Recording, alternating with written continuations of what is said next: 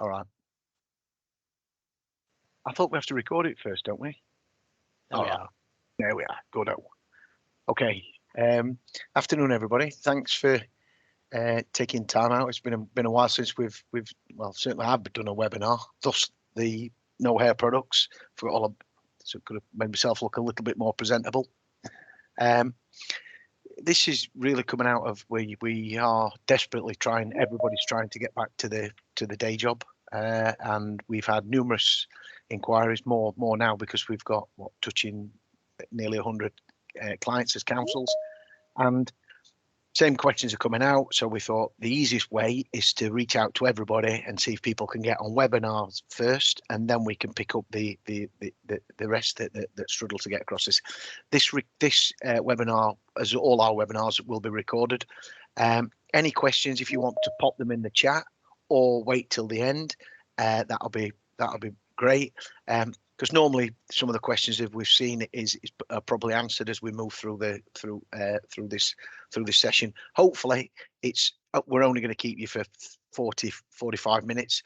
There is lots of areas this piece of software, it's been actively used across multiple directorates in other councils, and hopefully this session will show you probably the benefits that you can lay out of this. Most of you have got our system anyway, so this is just a nice little add-on and a bolt-on to what you can actually do and make the system that you've probably already purchased sweat a little bit better. I think one thing that the pandemic learned us initially was how probably insecure, out of date our commercial data was, and managing certain things because of the collection rate and business rates has always been very good, excellent. In fact, probably the onus has never been on that, but what this will give you is to be more proactive with businesses, not just in the recovery space, but in other areas, proactively reaching out to them for an eco development type things, whether it's commercial, legal, all different directorates could use this data. So just to give you an outline of this session. Oh, that's obviously the staff that's on this. Yeah, it's yeah. I don't know if that photo does me any justice whatsoever, but anyway, enough about that. So we're going to go through some case studies, what data sets are available. Don't forget, we've got other data providers that we get for free, and we give you that for free. But you'll see that as we roll through this session. Portfolio management, again, this is all customized by you. You will create your portfolios, and the guys will show you the examples of some of the portfolios and the set triggers that you are likely to set depending on the portfolio that you want to manage. Validation, monitoring, and identifying, all areas that I think are critical these days, and that there are some data sets that we've included. While we've been doing the grants, we've made obviously the ID and verification part of things a lot more solid. So when people are saying who they are, we can check, or you can check in the background that they are things. The challenge that you guys have is, like we always say, is you don't get a choice of your customers. Your customers are going to come regardless. But hopefully you'll see from today what some of our clients have been doing with this data, some of the things that's helped them keep on top of their commercial entities. Okay, and then the last bit is just how easy it is to get started, how easy it is to start your portfolio. So enough from me. I'll hand you over to Rich and Sam, and they'll walk you through this session. Thanks, Darren. So this is going to jump straight into case studies, but if you're not already aware, if you've used our business grant system, you'll probably have had some contact with Hive. Hive is a set of commercial data from credit bureaus and other sources that we'll talk about, and you may have come into contact with it. This is how we identified non-trading businesses that were applying for grants, as well as the group structure when we were trying our best to look at state aid limitations and do something to stop big businesses claiming things they weren't entitled to. And Also areas like directors not appointed or things that come in from different sources like Gazette. So the idea is to try and bring everything together into one place where we can monitor the companies that we're transacting with and be more proactive. So the initial case study from Walsall were an early adopter of Hive, and they saw the benefits of it pretty quick to be able to proactively react to things that happen in their organisation.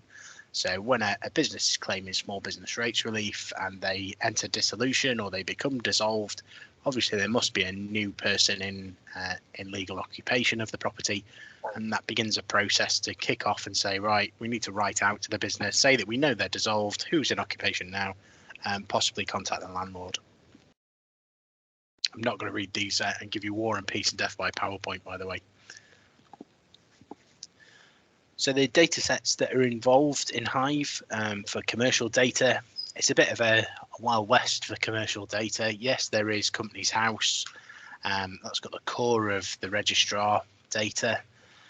But for things like phone numbers, email addresses, performance information about whether they pay their invoices on time, CCJs, it's all in a myriad of different places, difficult to pull together. So that's why we've focused on this area for your commercial interactions with businesses, whether it be business rates or anything else. So there's a few high level ones. The Charities Commission is a commercial data set we've integrated now to apply for online. So if you have charitable rates relief applications, you can put them through apply for online, and we'll verify that they aren't in any kind of dissolution or any kind of administration order, that they're active, live and verifiable. We have the Commercial Credit Bureau data from our partner CreditSafe for this information, who will predict credit worthiness. Again, where you can't choose your customer, what you can choose is how you react when they don't pay on time and things like that, as another case study will show. We've got data from Land Registry involved in their prices paid and the commercial ownership data.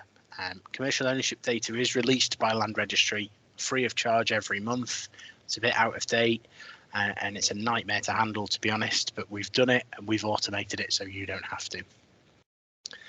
And really bringing together those data sources, we try to validate information, identify any issues and any things that need immediate action, and then track the statuses for ongoing proactivity.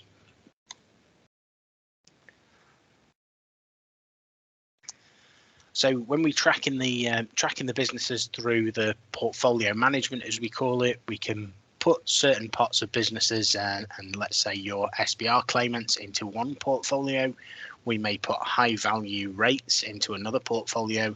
You might have a portfolio full of suppliers, and you can name these and control these however you want within the system. When we did business grants, we linked the two systems together. So anyone that applied for a grant, you could select a portfolio. Anyone that applies will get checked through CreditSafe and through the Commercial Bureau and information in Hive, and then land in a Hive portfolio at the end of it to track the performance of that business. So it'll allow you to know when your customers are in distress, when your customers are paying things on time, when they're improving as well. So you could even use it for regen to target businesses that you may want to actually engage with to grow them further if they're performing well. And likewise, if a business has got a lot of employees, that the Hive reports can tell you, but their performance dips or they get CCJ issued against them, we may be able to intervene and do something that will help keep those people in employment within the area as we spot the trends of the businesses. So this helps sort of hone in on the information and your actions based on the data that comes out of the system. And this is a daily alert system. So whenever something happens that you tell us you're interested in, we'll tell you and bring it up in an alerts format.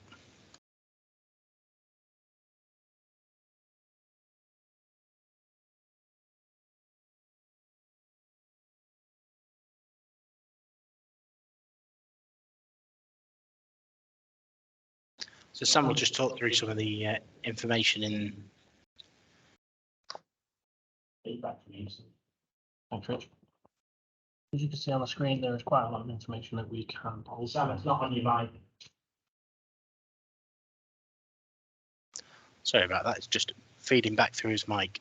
So the information that can come through the credit reports is credit scoring for one, key bits of information in the financials, CCJs, invoice data as well. So when a business is paying their contracted invoices, or they're paying their credit commitments, lease vehicles, suppliers, anything else like that, phone contracts, all that data forms a credit picture, much like a consumer credit file does when you're looking at tracing debtors and things like that.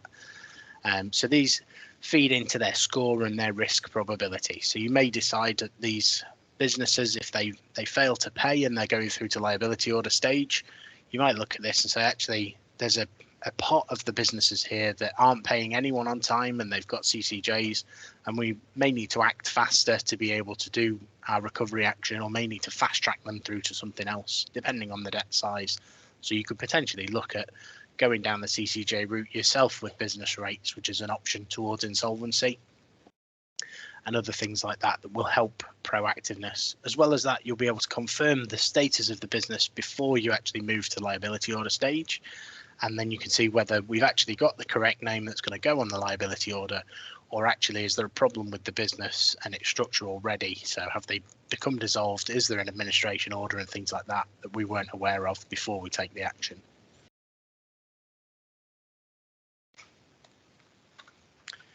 Practical applications for this that we've pulled together already.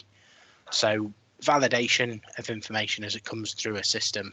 All the information's been linked through our Apply For Online system. So as you may know, we're moving Apply For Online was grant approval. If you've had grant approval, you've got Apply For Online. They're the same system. It's a rebrand to say, let's let as much as we can come through this applications portal so that we can streamline information and streamline validation. So as any business applies for anything, if you've got the Apply For portal and the Hive solution, we can do small business rate relief reviews for business grants, making sure that the companies are actually trading when they're claiming for small business rates relief. We can do rates relief applications, or even new business applications as a new occupant application, and make sure that we've got the correct company name, correct company number, and they are who they say they are. And they are actually a living, breathing business that's active on Companies House and has some money in their accounts that proves that they're moving around. Charities rateable relief, and we're working with a partner on that in bringing that up to trying to bring that up to a different class of rates relief online form. So rather than it focusing exclusively on business rates, we are actually looking at the consequences of fraudulently applying for rates relief and the consequences that will happen from the Charities Commission end as well, and pulling together declarations and things to make sure that the businesses know and the charities know information will be shared with the Charities Commission, and in the event of a fraudulent or false application may be reported and it may affect them in a different way. So using that kind of thing, I think we've touched on what we can automatically identify and block. So things like non-trading, insolvency, late filings, dissolved companies. Some of these things are public knowledge that you don't even want them to come and talk to you about. If we're applying for money from the council, we don't actually want the customer to be able to submit an application for a dissolved company. Nobody ever wants that work to have to pick up, or that error to happen where we didn't quite notice or double check something. So wherever we can, our systems will interact with the Hive system automatically and in real time to pull that data back and show you and stop these kinds of problems. Where it's less or more of a decision based rather than an automatic rejection, we can actually let them submit the application, and at the end of any application for anything for businesses, we will be able to give you a red flag that says you need to look at this person's credit file or this business's credit file because there are some areas of concern. So again, apply for different reasons. So you could apply for commercial rent if you've got commercial properties that the organisation rents out. You could apply for commercial rent, and that would do a credit check as part of the application, flag anything up that's of importance and things that are amiss with the business. On the tracking side of things, after we've validated the businesses, I'm not going to bore you with all these different checks that it can do, but effectively to say there are a high number of things that happen with a business that we can find out. Your standard stuff that will come from Companies House, you may find you can track a business on Companies House. We all know that. You'll get an email every time anything happens at Companies House, but you won't be told if a dissolution was ordered by a court that would go into the Gazette, or a winding up petition went in, or a meeting of creditors, or if they'd stopped trading. All these kinds of things. It would just say, you know, accounts have been filed, and then if a winding up petition went in, you wouldn't know about it. So bringing all this data together and tracking it in one place means we can actually pick and choose based on the use case for a portfolio. So if we track just our small business rates relief claimants, we may not be interested in certain things on this list. We might be able to just get it down to one or two items, a dissolution first Gazette and a dissolution being completed and the company becoming dormant, where we can sort of prove there is no business activity, so you can't be in rateable occupation. For the inverse of that, if you have sent out your liability orders, you may want to know every last thing that happens with the business that could impact your recovery action. So all of that is customizable based on your portfolio. You get full control of this. You don't have to talk to us about it. Click a few buttons, choose what you want to know, choose what you don't want to know. On the right-hand side of that slide is an overview of the portfolio. So as we check and as things get updated day by day, businesses will fall into different categories that we'll group together. So I'm not sure which portfolio that is. Doesn't look the most healthy, with a quarter of it being in sort of problem state. But the amount that came through and claimed a business grant, which were non-trading businesses, I think was around 5 or 6%. That we stopped and red flagged during the process. So some of this is about making sure that whoever's applying for anything or asking for anything, before we do an action that costs money or could risk the organisation losing money, just checking the credit file, we'll be able to tell you whether or not we do or don't do something. There's a quick example of an alert there. So as this business has been tracked, I think this was pulled out yesterday.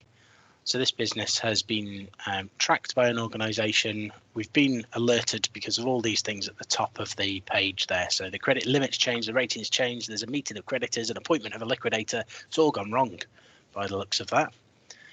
And we can pull the latest information that we've received from the credit bureaus, merge that at the bottom with information from Companies House and other sources.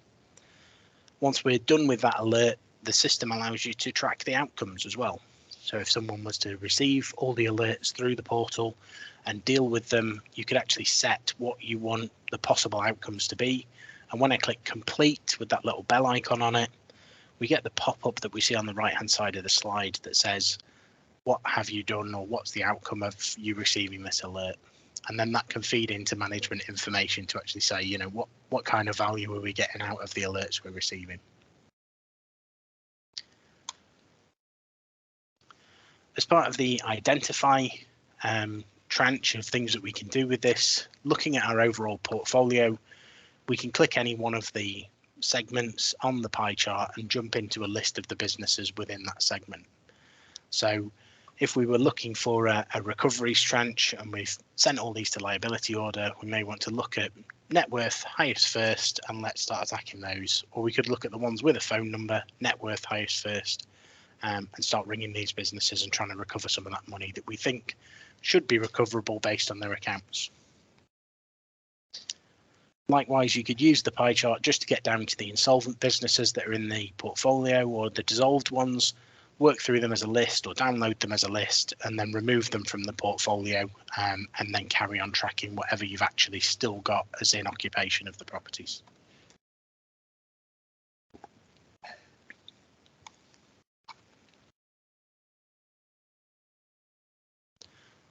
So we're saying again, it's not just for business rates. Business rates is obviously a big area where it can come in, but think about other areas. There are council tax properties with companies and commercial entities in occupation for various reasons. But B&Bs is a tiny one, but if you're a seaside town, may help. Think about the way that we like to or prefer to sell this is an organisation license level. So If it is business rates that's got the biggest chunk of the work and they're going to get the most value out of it, we don't want you to be afraid of sharing this kind of product and these kind of reports with other departments. So procurement may find it useful to get creditworthiness reports. Accounts and sundry debt will find this information useful for gleaming information about businesses and their worthiness. Where you have got a choice to interact with them, there's probably not many processes in there that choose whether we do or don't take on a new customer, because we're used to just having to do it. Legal is a big one. They normally look for credit reports, and I'm certain if you work in business rates, you'll get asked regularly, do you know anything about this business? Do you know anything about that? And being able to just give the system to them with an unlimited number of user licenses, you can spread this information out throughout the council. Give them access. They don't need to see what you're doing. That's not shared by default. But if you wanted to share the portfolios and work as a team, you can do that as well. So regen and economic development as other areas. Commercial rent, you know, anywhere that we're looking for, should we do business with this organisation or should we take an action with this organisation? These are really areas where it can be used and reused within the organisation to cut down on costs, multiple contracts and everything else. There's a short, I'm not going to read it all, a case study from Phil Mawson, who we recently moved to our organisation level licence. So the whole of Leeds City Council can use Hive now to pull credit report data about businesses. The key thing there is that they're able now to manage their whole caseload. There's quite a big caseload in Leeds, off memory over 18,000 hereditaments to manage for Phil and the team. We'll share the slides after this so that you can read that in full detail. I'm not going to bore you with all of it now. So what this sort of looks like from, if you've used Hive for other services or you want to get involved with the commercial credit reporting and monitoring, we'd first normally take a set of your data and figure out the good, bad and ugly, where we can find company numbers for whatever's currently in occupation, where we can't, how close we can get, and then we'll initially return a list of, right, this is what we think the company numbers are, so we can start tracking these entities. And we may find in their initial sweep some information from company's house, like that they're dissolved and other things like that. The case study that isn't in here was Lewis and Eastbourne. When we put their small business rate relief cases through, I think they managed to increase their income by about 80,000 a year by going around and just cancelling small business rates relief that were dissolved. So identify the dissolved and closed businesses, and then we'll segment the caseload into portfolios that we can monitor.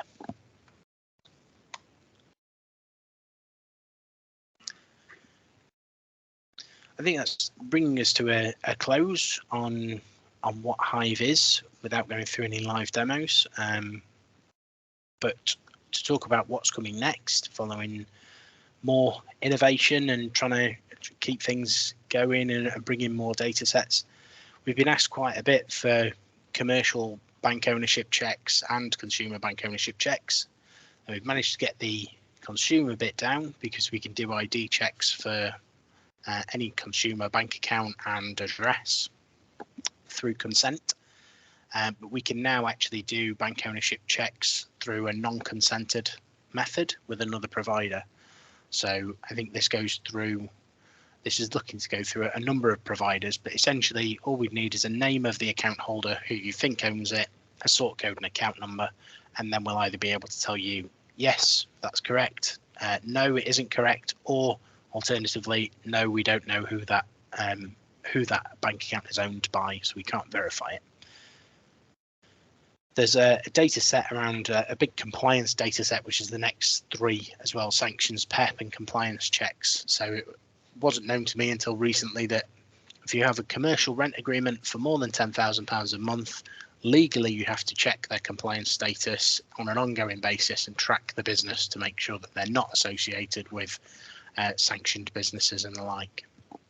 Also didn't know that your procurement teams will be checking this kind of thing, and we'll be checking for businesses associated with industries that are less desirable and things that may have an impact on the on sort of contracts that are awarded at a large scale that may look like we're funding businesses that are undesirable. So that data is looking to come available in the next few months as those 2 data streams come online, and we'll be trialing that with a few organisations. Whoever can sort of see the biggest impact for that, let us know, and we'll look at getting you some data on sanctions and compliance checks. Really quite interesting the level of detail. I think one of the cases I was shown yesterday as an example was a large chain coffee shop which had a director whose wife was sanctioned for something in a different country, and it was an American sanction for some kind of tax fraud or something.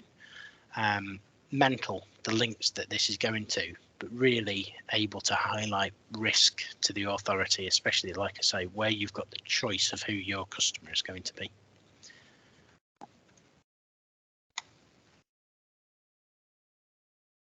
I'll hand over to Darren, who will close the session, and then we'll take questions. Just to pick up on a development that is pretty, hotter than hot off the press. Our commercial bureau recently acquired another commercial bureau called Graydon.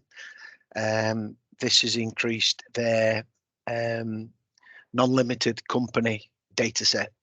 Of what capacity, they're still a little bit unsure because they've not tested it. They've expressed to myself and Richard that they're willing to open that to us and let us have a look at it and let us test it.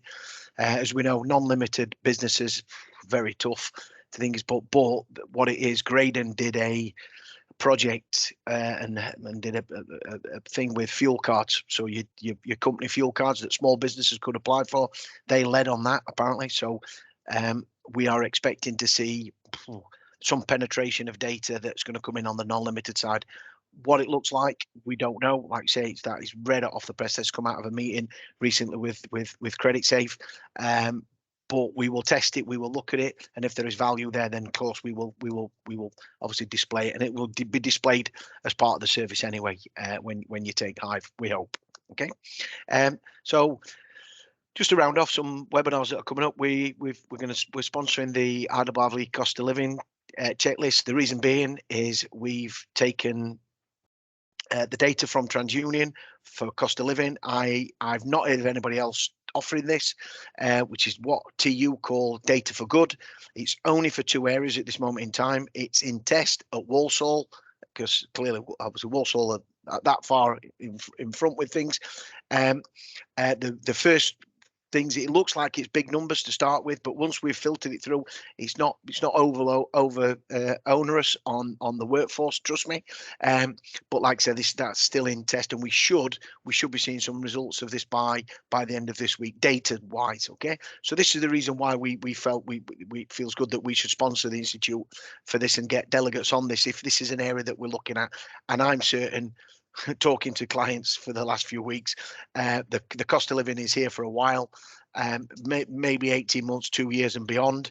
And I think welfare and the well-being of customers are going to be high on everybody's agenda moving forward, and especially for the next 18 months at least. Okay, it will be free to attend on the 12th of December. And then we're doing another, again, this has come out of a number of calls that I've been on where they've asked questions around pathway and what the pathway did, and obviously us as award winning with Walsall. So I reached out to Mark today and just said, should we just do a webinar on this and just you tell the story of what went off? Would that be easier? I know that I've seen some people on the webinar today that have been in touch with Mark, and it feels that we can cover a lot of things with one webinar. That's the way I look at it. So if we can create less work for us all, and we all share the practice that we're doing or not doing and what we may want to do, then that will be a good place to start. And that will be on the 12th of January at 3 o'clock. When we've got rid of the fat lad with the presents, and that's not me. It might be, but it might not be. Okay. So I've not seen any questions come in the chat. If anybody's got a question, if you raise your hand and we'll take you off mute and let you give thoughts, views, whatever. Really interesting. I've seen. I know Phil Mawson's on the call, and I think Phil was a very early user of this data, way back when. I think Phil's even training staff within Leeds how to use the system. So we in fairness, we don't do any work at Leeds. We just give them the data. They do the rest themselves. That's probably, I'm not, that means that Phil's I think his skills of the data is low. It isn't, because he knows exactly what he's doing, but it just shows that people can do it if you embrace it. And again, through other directorates, which has to be better, because you bought the data, use it everywhere. Why not?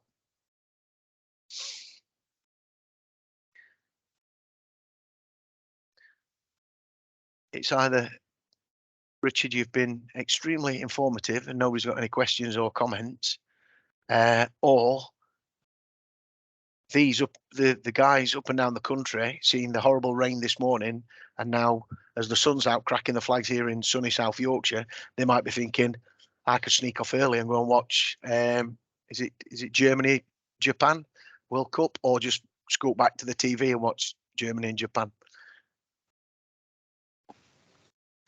I wouldn't know.